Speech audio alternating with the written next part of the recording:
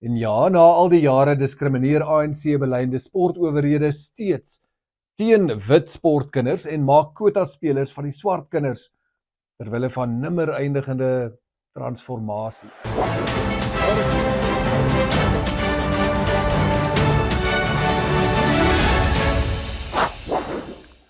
As lid van Solidariteit is jy deel van 'n generasie toekomsbouers.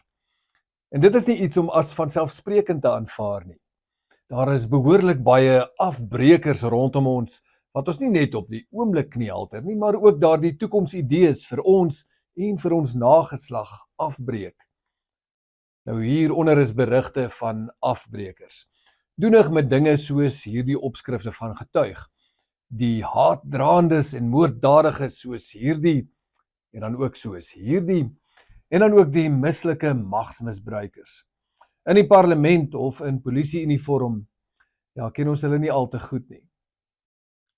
Daar is die ideologiese afbrekers, ook van ons taal en van ons kultuur, en daar is die wat alles in rasterme meet, tot wie sportspanne op skool mag haal. Hier is daai storie oor die prestasiegedrewe OP Rugby Unie. En ja, na al die jare diskrimineer ANC-beleide sportowerhede steeds teen wit sportkinders en maak quotaspelers van die swart kinders terwille van nimmer eindigende transformasie.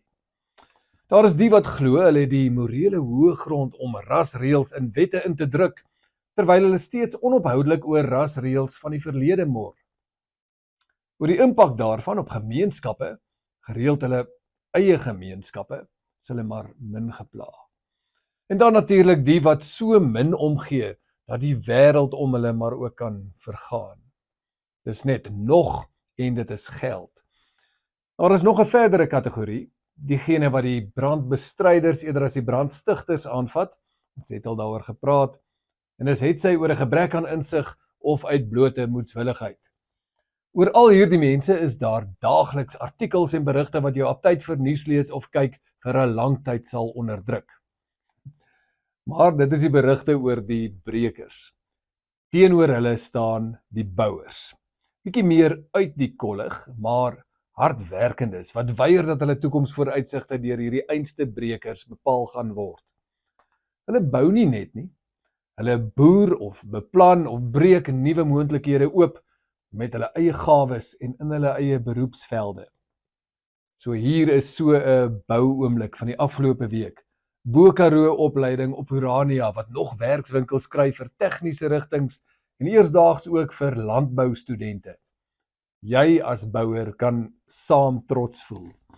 Alreeds staan Saltec daar as 'n monument van vooruitgang en Akademia gryp natuurlik die verbeelding aan. Dis 'n plek vir die toekoms. Maar jou lidmaatskap dra nie net tot hierdie fisiese strukture by nie, maar ook tot idees.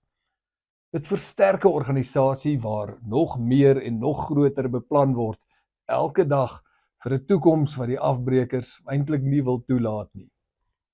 Jou bydrae maak ander se hande sterk om in te tree in howe, in raadsale, op die grond, hier by ons en natuurlik internasionaal.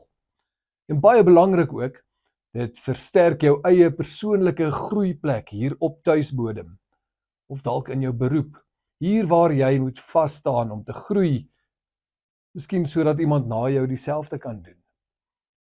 Die bydrae gee jou natuurlik die regshulp en beskerming by die werk, wat jou deur gewone regskanale duisende rande sou beloop het.